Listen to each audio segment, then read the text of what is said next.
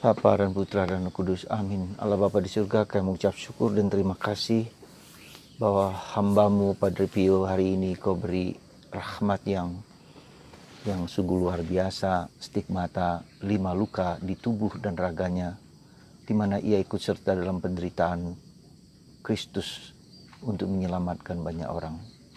Semoga kami lewat perantaraannya disembuhkan dan dikuatkan untuk tetap tabah dan kuat dalam penderitaan hidup kami. Demi Kristus Tuhan dan pengantara kami. Amin. Saudaraku terkasih dalam Kristus, sekali lagi kita menjadi yakin sekali lagi bahwa salib kita adalah misi hidup kita. Seperti Yesus juga dengan salibnya dia menyelamatkan nyawa banyak orang, hidup keselamatan. Dengan salibnya darahnya tercurah dari tubuhnya, begitu banyak orang ditebus, diselamatkan. Dan Yesus memberikan pengalaman seperti itu juga kepada banyak orang. Yang salah satunya adalah Padre Pio Petrelcina, seorang imam yang sungguh-sungguh mengalami derita dan salib Yesus, darah yang mengucur dari tubuhnya, dari 5 luka di dalam tubuh dan raganya. Dia menderita, dia sakit, dia tidak bisa tidur, dia harus menanggung derita banyak orang seluruh dunia. Penderitaan Yesus adalah silih atas dosa-dosa banyak orang, dan dia juga mengalami ikut serta dalam tugas misi itu. Karena itu saya menjadi yakin bahwa salibku, salib Anda, dan salib kita semua adalah misi hidup kita yang Tuhan, ya sekali lagi yang Tuhan kehendaki. Ya. Bukan yang aku kehendaki. Jadi Tuhan mengendaki lewat salib itu, ya, kita diselamatkan. Dan kita juga dalam tanda petik menyelamatkan banyak orang. Ya, begitu banyak mujizat yang dilakukan oleh Padre Pio. Ya, begitu luar biasa. Ya, banyak contoh yang bisa diceritakan tentang beliau. Ya, justru karena kenapa demikian? Karena justru bukan lagi dia Padre Pio yang bekerja, tapi Tuhan Yesus lewat Padre Pio, lewat permohonan Padre Pio. Karena dia mau sepikir, seperasaan, sekehendak, bahkan sependeritaan dengan Yesus. Karena itu saudaraku terkasih, mari kita melihat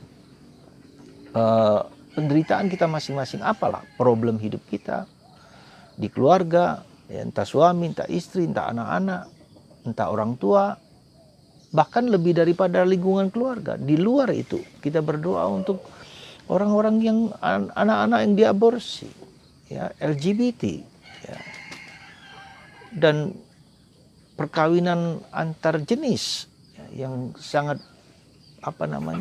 sangat mulai digemari oleh banyak orang.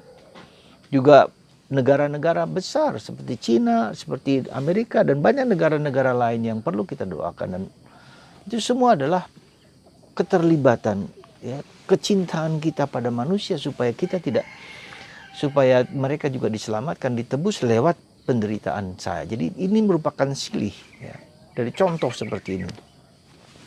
Maka kalau kita perhatikan beberapa hari yang lalu, Ezra, ya, melihat bahwa penderitaan bangsa Israel dibuang, dicaci maki, dihancurkan bait Allah, dan dilululantakan, dihancurkan dan dihabiskan bangsa Israel. Dan dia merasa itu karena dosa kita. Nah, jadi saudaraku terkasih dalam Kristus, sekali lagi mari kita bersyukur dalam tanda petik. Dan meskipun kata ini sangat tidak menyenangkan, karena kita harus menderita, dan itu bersyukur. Dan itu bukan yang gampang, bukan yang mudah, bukan yang sederhana.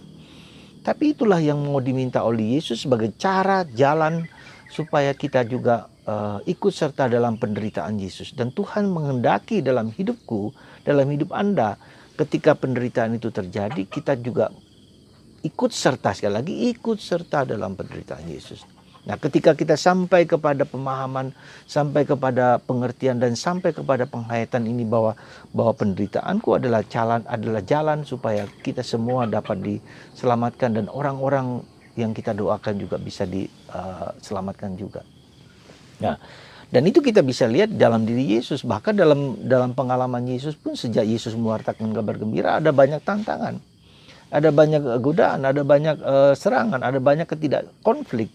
Terutama misalnya Raja Herodes yang memenggal kepala Yohanes dan dia merasa bersalah. Ada orang-orang yang keras kepala, orang-orang yang haus kekuasaan, orang-orang yang haus egoisme yang begitu besar yang mengorbankan orang lain demi kehendaknya sendiri, dan itu begitu banyak orang-orang yang seperti itu. Dan kita mendoakan mereka itu juga supaya mereka tahu bahwa hidup itu bukanlah sesuatu untuk kekuasaan, untuk pemenuhan nafsu, untuk keinginan personal mereka. Dan itu nyata sekali, bahkan orang yang memakai agama untuk kepentingan pribadi. Jadi saudaraku terkasih, mari begitu keterlibatan kita, bahwa dengan penderitaan, semakin banyak penderitaan itu adalah semakin kita ikut serta di dalam tugas keselamatan dan penyelamatan di dalam masyarakat, di dalam gereja. Semoga kita semua hari ini, ya, sekali lagi bagi Anda, bagi kita semua yang menderita apapun, sebesar apapun, ya, mari kita lihat ini bagian dari proses untuk ikut serta dalam penderitaan, penyelamatan, salib, darah Kristus, ya. Dan untuk sampai kepada pemahaman yang seperti itu bukanlah yang mudah, harus perjuangan. Mengapa kita diajak untuk sampai kepada pemahaman seperti itu?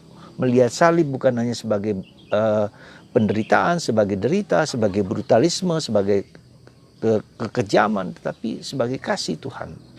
Karena apa? Karena kita diajak untuk menghancurkan ego kita. Ya, sekali lagi, untuk menghancurkan ego kita, kesombongan kita, keangkuhan kita, keberdosaan kita. Ya, itu yang mau dihancurkan.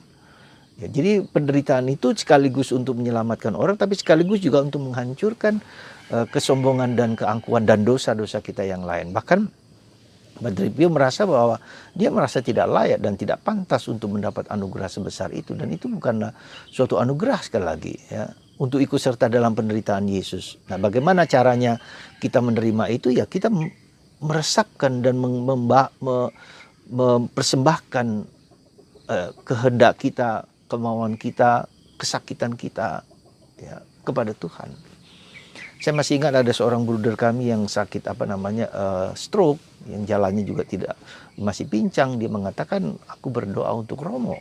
Ya, dia mengorbankan, dia mendoakan orang yang dia cintai, orang dia sayangi dengan penderitaan dan salibnya itu. Mari kita juga menanggung penderitaan dan salib banyak orang dengan hidup kita. Jadilah lilin yang bernyala bagi orang lain, tapi dia mengorbankan dirinya sendiri bagi orang lain. Semoga Anda dan saya dan kita semua diberkati Tuhan dan mendapatkan pemahaman yang sama seperti Padre Pio. Dan seandainya lewat Padre Pio kita disembuhkan dari segala macam penyakit, kita bersyukur.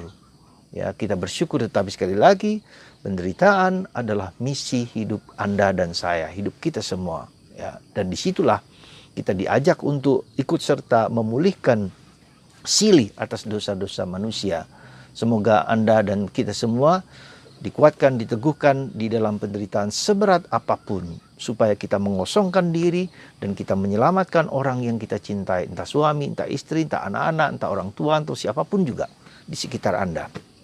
Tuhan memberkati Anda, dan semoga lewat perantaraan Padre Pio Anda disembuhkan, baik itu fisik, psikis, mental, dan spiritual. Tuhan berkatilah anak-anak-Mu ini yang mendengarkan sabda dan firman-Mu, dalam nama Bapa dan Putra dan Roh Kudus. Amin.